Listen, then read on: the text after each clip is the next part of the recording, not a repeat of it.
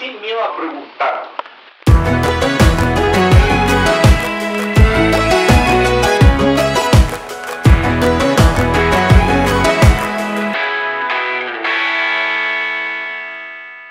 Hola, bienvenidos al podcast Sin Miedo a Preguntar. Este es un podcast de apologética pensado especialmente para padres, profesores y líderes de adolescentes, donde buscamos responder algunas preguntas que cuestionan la fe cristiana. Yo soy el pastor Jonathan Muñoz, soy licenciado en teología y me acompaña la profesora Javier Barca, profesora de filosofía. Hola, Javi. ¿qué tal? ¿Cómo va tú? Bien, gracias a Dios, bien. Y también nos acompaña hoy Ariel, soldador al arco, controlador de tráfico aéreo y en sus tiempos libres obrero en un astillero. ¿Cómo está? Muy Ariel? bien, muy cansado, la verdad, fue una semana Me imagino, complicada. me imagino. Muchos barcos que pintar. Sí, exacto. No, y además como en la época de escolares llegan muchos barcos con los útiles escolares, Ah, sí, con los containers. los contenedores de cotonas, que la hacen más pesadas que antes. Sí, me imagino. Muy bien, gracias Ariel. Siempre un aporte en nuestro podcast. Y hoy día la pregunta, porque a todo esto estamos siguiendo un libro, ¿cierto? De Rebecca McLaughlin, no McLovin, ¿ya? McLaughlin. Ella es una doctora por la Universidad de Cambridge, apologista, y escribió este interesante libro que se llama 10 preguntas que todo joven debe plantearse, publicado por Editorial Andamio, y este libro está disponible en cualquier librería cristiana. La pregunta de hoy es, ¿puede ser Jesús real para ti, pero no para mí? ¿Qué dice Javi de esa pregunta? Buena pregunta. Y creo que el foco de esto se encuentra en el conocido relativismo moral. De hay una verdad, hay más de una verdad, o no hay ninguna verdad y cada persona puede tener sus propias apreciaciones. Y eso al final lo que se trata esto de las religiones, si Jesús es la verdad o no. Eso es lo que va. Bueno, y esto es súper común. Muchas veces los adolescentes hacen justamente esta pregunta porque ellos están formados en ambientes donde se les inculca mucho, tal vez algo que no es necesariamente malo en sí mismo, que el pluralismo, ¿cierto? El respeto a las distintas opiniones. En un cierto sentido, vivimos en una sociedad plural, ¿cierto? Pero el pluralismo como forma de ver el mundo y ver la verdad y ver la realidad, tal vez sí puede ser un poco complicado. ¿Cómo lo ves tú como profe de filosofía esto? Mira, la pregunta que te hago, saliéndome totalmente del libreto. ¿Cómo ves tú esto del pluralismo, de que no existe una única verdad y que en realidad todas las verdades son iguales o qué sé yo? Claro, yo creo que es lo que más se da. Creo que a la gente le cuesta mucho hoy en día poder decir, sí, esto es lo que creo, esto es lo que soy. Y también tienen este sentido de empatía. Entonces me pasa mucho que tenemos discusiones con los estudiantes, discusiones dentro del marco filosófico, y al final terminan diciendo, bueno, pero cada uno puede creer lo que quiera. Qué Tu lindo. verdad es tu verdad, mi verdad es mi verdad. Ahora, eso parece súper respetuoso, pero ¿realmente es así? Yo creo que es un sentido de no caer en discusiones y es como seguir lo que todos hacen. Pero al final, con la religión, no puede ser tan así. Hay cosas con las que quizá uno puede decir, ya, bueno, no nos podemos decidir tanto, no podemos establecer una cosa. Pero con la religión es más complicado. Decir que todas las religiones nos acercan a Dios o que todas las religiones son verdaderas, no parece ser coherente porque las religiones se contradicen entre sí. Hay una metáfora que se usa harto de esto como del que entra un elefante a la ciudad, son todos ciegos. Y como que todos tocan el elefante. Lindo. Ah, claro. Y uno le agarra la pierna y dice, oh, parece que es como un árbol. Otro le toca la trompa, es como una serpiente. O sea, como una... Sí, una serpiente, Una claro. serpiente. Pero, y la persona dice, así son como las religiones. Todos toman Una parte de una la parte, verdad. claro, pero no es la verdad total. Sí, esa metáfora, esa historia como del elefante y los sabios ciegos o las personas ciegas, ¿cierto? Se usa harto para decir, bueno, ¿qué es lo que nosotros sabemos acerca de Dios realmente? Y yo creo que el problema que evidentemente la misma historia ahí está de alguna manera reflejando, es que, claro, todos tienen una parte de la verdad y parecieran ser que se complementan. Pero es el quien hace eso, quien plantea como que las religiones son como estos ciegos tocando distintas partes del elefante, lamentablemente, creo yo, ignoran o pasan por alto el hecho de que las religiones dicen muchas cosas importantes acerca de Dios, acerca de la divinidad, acerca de la relación con la divinidad y acerca de la salvación, que son total y absolutamente contradictorias entre sí.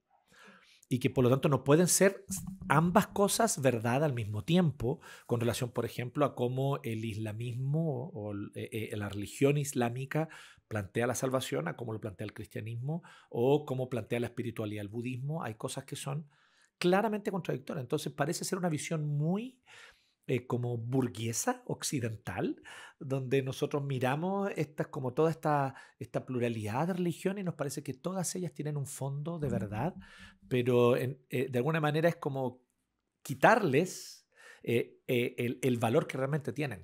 Claro. Y el problema de la metáfora es que el lector sabe que es un elefante. O sea que hay algo que es objetivo y que es real, que es verdad, más allá de las distintas percepciones de estas personas ciegas. Sabemos que es un elefante, por lo tanto sabemos que hay algo que es objetivo y real más allá de las percepciones. Sí, sí. De hecho hay una cosa súper interesante de esa historia, de esa metáfora del elefante, que como me la contó un profe a mí, es que él decía que eran sabios ciegos que tocaban el elefante y cada uno decía que era una cosa u otra. Y había un niño muy travieso, muy poco sabio, y conocido en la aldea por ser un niño travieso y etcétera, y desordenado. Pero este niño veía, mientras que los sabios eran ciegos. Y este niño les trataba de gritar que era un elefante.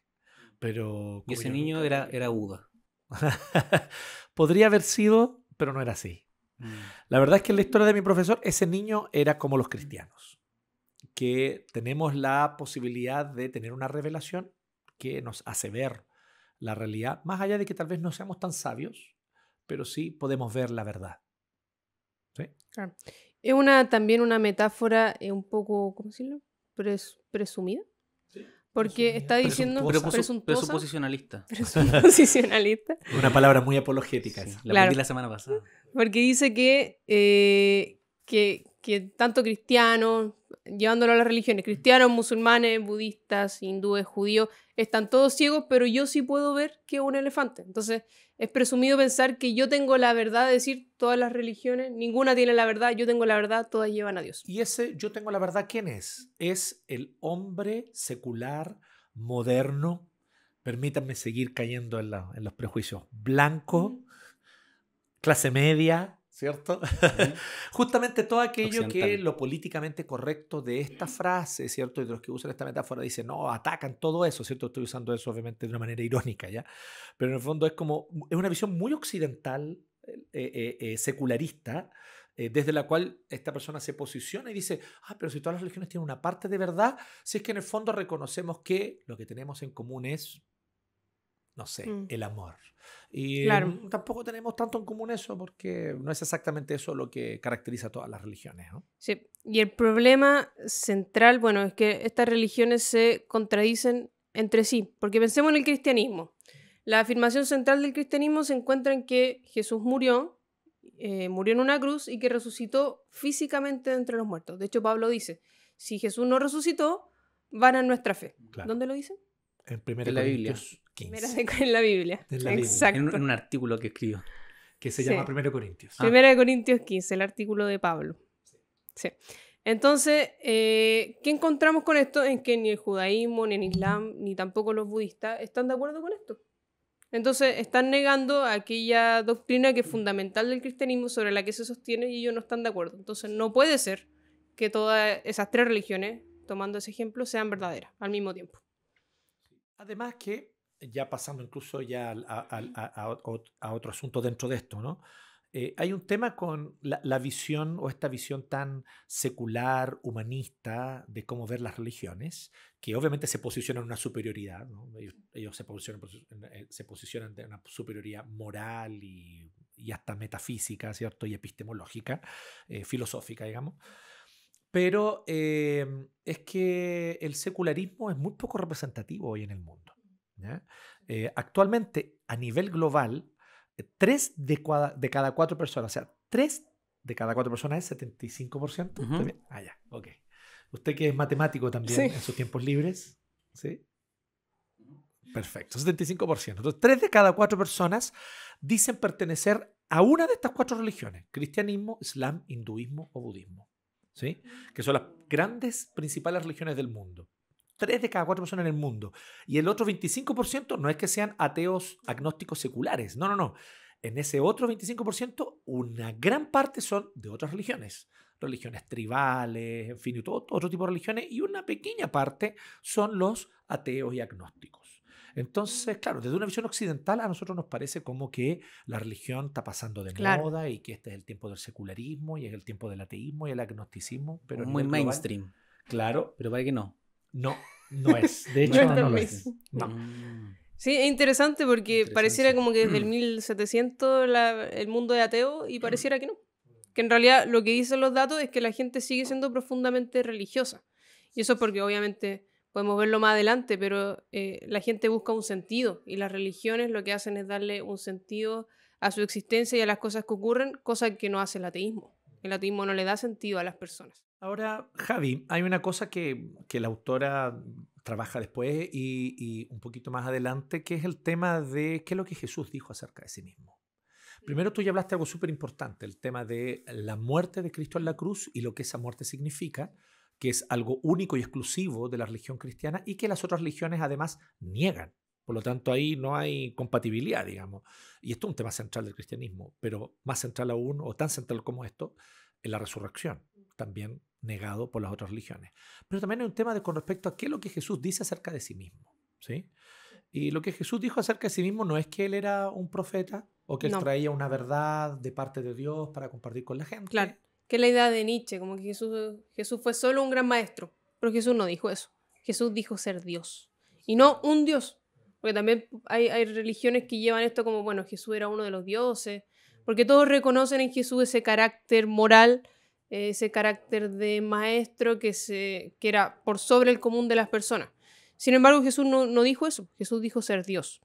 ¿Se puede considerar como un gran maestro o como un referente a alguien que se autoproclamaba hijo de Dios? Es muy difícil porque yo creo que, como bien, esto es famoso como C.S. Lewis lo Sí, planteó, ¿cierto? El trilema de Luis. Claro, el trilema de Lewis, porque si alguien hoy día se levanta en medio de nosotros y dice, yo soy Dios, vengo a salvarlos, se para alguien en medio de la iglesia, se levanta y dice eso. Nosotros lo vamos a mandar a la punta del cerro. Sí, Digamos, está ¿no? loco. Es Está un loco. loco, es lo mínimo, o es una persona profundamente malvada, maligna, que está queriendo engañar a la gente. Está drogado también puede ser. Está- Está loco. Estoy drogado, estoy Estoy drogado. Hay varias alternativas, digamos, antes de pensar, no, esta persona realmente... Y ninguno de nosotros ciertamente seguiría a esta persona y lo tomaría en serio. Entonces lo que está diciendo Luis es la alternativa de considerar a Jesús, sí, un buen maestro, un gran profeta, gran tipo con maravillosas enseñanzas, pero no Dios, esa alternativa no existe para el cristianismo. Cuando uno analiza el cristianismo de forma racional y honesta, uno tiene dos alternativas, o este gallo era malo, o este gallo era un loco, o entonces lo que él dijo, claro, un loco, un mentiroso que mentía a propósito, Claro. ahí era malo. Y fue tonto porque murió por una mentira. Claro. O entonces, ¿será que él era entonces un loco porque mentía pero no sabía que estaba mintiendo? Claro. Entonces estaba loco. O lo que él dijo es verdad. O sea, lo que él dijo es verdad, entonces su enseñanza tiene toda la relevancia del mundo que pudiese llegar a tener, ¿no? Entonces, es muy complejo esto porque es bastante irracional y bastante irrespetuoso, incluso con las otras religiones, afirmar que todas las religiones tienen la verdad y que todas son igualmente válidas, ¿no? Y además es negar claramente cosas centrales del cristianismo. Y la afirmación de Jesús fue sorprendente en su tiempo. Imagínense lo que era para los judíos que llegara un hombre y dijera que era Dios. Y también sigue siendo sorprendente para nosotros. O sea, no hay ninguna religión seria. Buda creo que no dijo ser Dios. Y... Pero sí que Se nos me olvidó el nombre de otro. que ¿Mahoma? podíamos fundirnos con la divinidad porque Claro, había pero un concepto todos, no... panteísta. Claro, pero no Dios. especialmente él. Todos No, podemos llegar a ser Todos, parte de eso. porque el panteísmo es esta creencia de que todo es Dios, ¿no? La creación es divina. Ahora, ¿de qué manera Jesús dijo que era Dios? No sé si meternos tanto en eso. Sabemos que, por ejemplo, hay otras religiones como Testigos de Jehová, mormones, que dicen que, no sé si los mormones, pero Testigos de Jehová, que Jesús no era Dios, porque no lo dice en la Biblia, yo soy Dios. Lo afirmó de distintas maneras. Sí. Por ejemplo, Jesús... Y bastante claras. Y bastante claras, sí. Jesús perdonó pecados. Mm. Y todo el pueblo judío sabía que solo Dios podía perdonar pecados. Así es. De hecho, les enojó bastante a los líderes que él perdonara pecados. Exacto, sí. También dijo que era la resurrección y la vida. él se dio características que solo se daba a Dios, permitió que lo alabaran, ¿cierto? Y ningún otro para el De hecho, pueblo él judío. dijo que nadie le quita la vida, sino que él la pone y la vuelve a tomar. Ningún ser humano, ni siquiera los más grandes profetas podrían haber hecho eso. Él Claro, está o sea, claramente autoadjudicándose características Hablaba divinas. con autoridad que cualquier otro profeta no tenía. Exacto. Él se dio esa autoridad, o sea que además él sabía que era Dios. Entonces, según las propias palabras de Jesús... Y un detalle sí. importante, los que estaban a su alrededor también se dieron cuenta de eso, Sí. porque en varios momentos se enojaron con él, en uno de esos incluso quisieron apedrearlo porque se hacía igual a Dios. Lo dice claramente el Evangelio, o sea, los que estaban a su alrededor entendieron claramente en su época, en su cultura, ¿Qué es lo que él estaba diciendo? Exacto. Sí, le decían quién es este. O sea, ¿cómo es posible que le esté diciendo estas cosas? Entonces Jesús no era solo un buen maestro, fue un buen maestro, pero no solo eso. No era solo una opción entre muchos dioses de la época. Los judíos sabían muy bien acerca de otros dioses, porque compartieron mucho con otras religiones y otras culturas porque fueron esclavos muchos años de distintas naciones. Ellos sabían de los dioses y sabían y pudieron entender que Jesús no era una clase de esos dioses. Jesús dijo, lo mencionamos en el capítulo anterior, él dijo que él era el camino, la verdad y la vida. Y él es el único camino. No dio opción a otras religiones. Así es. Nadie viene al Padre si no es por mí. Bueno, pero aquí donde entonces, avanzando, podríamos preguntarnos también, ¿esto nos da pie para ser irrespetuosos? Para decir, oye, yo soy cristiano y mi creencia en el cristianismo, si va a ser coherente, mínimamente coherente, consistente, racional, no es una creencia de sí, el cristianismo es una verdad entre otras. No, realmente esta es la verdad. Creo en Jesús porque Él es el Salvador, porque Él es Dios y porque solo mediante Él puedo tener salvación. Perfecto, estamos claros con eso. Pero eso daría pie o podría justificar eso, la falta de respeto hacia otros o el querer imponer la verdad del cristianismo sobre otros. Yo creo que, no sé si coincide, no sé si falta de respeto o imposición. Yo creo que tiene que ver con una actitud de tengo que contar esto. ¿Sí? ¿Sí? Y aquí podemos incluso tomar el ejemplo que puede ser interesante del Titanic. ¿Todos han visto el Titanic? Sí. ¿O no? ¿Te has visto el Sí. Titanic? ¿Crees que Jack cabía en la puerta? Yo creo que Jack está vivo. Ok, es posible porque creo que tal vez una especie de criogenización. No, pero en natural. Argentina. En En Argentina. Argentina lo vieron con Hitler. Con Muy bien. Hitler. Mira. Una Interesante. teoría totalmente plausible, sin Sí, duda. no lo había escuchado. Ahora, lo más interesante de esto es que claramente Rose es la mala en esa historia, ¿no? Claro. Ella abusó de su posición social y de su autoridad Claro. de un pobre hombre, que era pobre, además, Era pobre. ¿cierto? Y ella lo usó como un objeto. Solo por ¿Qué te ser parece rubio. eso? Un poco egoísta salvarse a ella. Sí. Yo le hubiese dicho a mi esposo. No, sube tú. ¿Quién es Yo- tu esposo? Claro. ¿Está aquí presente? Sí, es... ¿cuál era el oficio? ¿Yo? Constructor civil. No. No, O astrónomo. sea, estoy sacando esa carrera. Soldador al arco. Soldadora. Sí, la verdad es que yo estoy casado con el 33% de esta mesa. Bueno, ¿qué pasó con el Titanic? Hay una escena, a todo esto, la historia del Titanic es real, pero he escuchado gente que cree que la historia de amor fue real. Probablemente hubiera una historia de amor en el Titanic, pero Jack y Rose no sabemos por el momento que haya. Y tampoco la viejita, porque algunos creen, ya, Jack y Rose no, pero la viejita sí. ¿Por qué tira la joya al final de la película? Nunca entendí esa parte. No, tampoco entiendo. Como una crítica. ¿Podemos hacer un capítulo sobre eso? Puede ser. Bueno, Rose en una escena se da cuenta que viene el iceberg y le va a decir al capitán. Y le dice, acabo de ver un iceberg y acabo de ver que nos estamos acercando. Oh, y, Captain, my Captain. Ah, no, esa es otra película. ¿Y qué le dice el capitán? ¿Cuál iceberg? No hay ningún iceberg. No, todo lo contrario, el capitán le dice... ¿Pero es iceberg o Momberg? Spoiler. Spoiler. El Súper. capitán le dice, sí, el barco se va a hundir. Vamos a chocar contra el iceberg y el barco se va a hundir. Y Rose le dice, ¿de verdad estás diciendo esto? Y él le dice, sí, dentro de una hora más o menos el barco se va a hundir. ¿Y qué pasa? Es que después nos muestran escenas de cómo está el barco y toda la gente está bailando, está la orquesta, están comiendo. No tenía ni idea. Entonces Rose, el capitán le dice, avísale a los que puedas. Y Rose empieza a gritar, el barco se va a hundir, el barco se va a hundir, chocamos contra un iceberg. Y la gente o no le cree o algunos comienzan a actuar.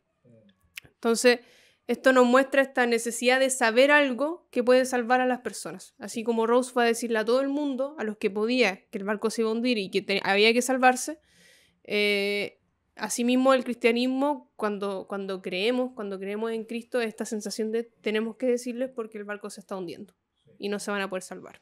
Ahora, esto, por lo tanto, sí es una forma de profundo respeto y amor hacia las personas el hablarles de Jesús. Claro. Es para salvarlas. Exactamente. Ahora, ¿eso justificaría que lo hagamos de manera impositiva o violenta o de alguna manera incluso invasiva, etcétera? Yo creo que no. Justamente porque el mensaje de Cristo es el mensaje de que, primero que todo, esto hay que creerlo. Y el creer tiene que ser del corazón. Y tiene que ser una convicción personal, interna, que obviamente no se impone con opresión ni militar ni de ningún otro tipo, digamos. Sí. El mismo cristianismo nos propone que, y el mismo Jesús nos propone que no es posible imponer esta verdad por la fuerza. Y si bien hay lamentables ejemplos de que esto se haya hecho en la historia del cristianismo, si vamos a Jesús, a la enseñanza de Jesús y del Nuevo Testamento, esto contradice la propia enseñanza de Jesús. O sea, los cristianos que hicieron el uso de la fuerza y de la violencia para imponer la fe cristiana a otros, lo hicieron en rebeldía al propio Señor de ellos y al propio Dios que ellos decían servir. Y lo hicieron traicionando los principios del cristianismo. En ese sentido, quiero hacer un paréntesis, es radicalmente distinto, nuevamente hablando de las diferencias entre las religiones, la violencia en el cristianismo, lamentable, que ha existido y es un hecho histórico y lamentablemente sigue existiendo, lo cual es muy vergonzoso, a la violencia en el Islam, que si nosotros vamos a los principios del fundador del Islam y a lo que él escribió, sí habría una cierta coherencia en el imponer violentamente el Islam, mientras que en el cristianismo, los cristianos que han hecho el uso de la fuerza y de la violencia para imponer el cristianismo solo pueden hacerlo traicionando a su Dios y a su Señor que fundó la religión, que es Cristo, ¿no? Igual eso nos da como pie para estos típicos comentarios de la religión es lo peor que le ha pasado a la humanidad por todas las guerras, las muertes que ha provocado en la historia. Es súper interesante ese argumento, pero si tú ves la evidencia histórica te demuestra que no es así. Los peores genocidios del siglo XX fueron hechos por estados laicos, incluso ateos. Se calculan cerca de 60 millones de muertos en la revolución cultural en China por Mao Zedong, ¿cierto? Liderado por él. Mucho más que la Inquisición, que el típico ejemplo que ponen. Infinitamente más. O sea, eso es muchísimo más. Más que el holocausto, creo igual. El holocausto, mucho más, así es. Y si nosotros consideramos también todos los de los gulags, y también ocurre lo mismo con el Tercer Reich y el Estado nazi, digamos, que también se decía, ¿cierto? Y de alguna manera proponía una otra visión religiosa que no era cristiana, aunque ellos no lo reconocían como religioso, digamos. Entonces, sí, yo creo que, y lo que uno ve, por ejemplo, si uno va a las persecuciones religiosas, una de las primeras persecuciones religiosas registradas en la historia es la de los seleucidas contra los judíos, que mataban a los judíos por poseer una Torá, por tener una Torá en su casa, se los quemaban. Los seleucidas fueron reyes griegos que dominaron en la Palestina. Ah, pero ya no están. No, ya no existen más. No, por eso no me sonaban. Claro. Y eso fue hace muchos siglos atrás. De hecho, es antes de Cristo, es del periodo. Yo no tengo miedo a preguntar. Sí, me doy cuenta. Me parece. Y por eso te tenemos aquí. Sí. Ah, ¿sí? Sí. Yo soy el tonto de clase. No, tonto. Pone con cotona. No hay preguntas tontas. Es importante saber, no hay preguntas tontas, Hay solo gente tontos que preguntan. Tontos que Claro, preguntan. tontos que preguntan, Sí. preguntas tontas. Bueno, volviendo al tema. La mejor forma quizá de compartir el evangelio es conociendo a las personas. Uno tiende a creerle más a sus amigos, obviamente, que a un desconocido.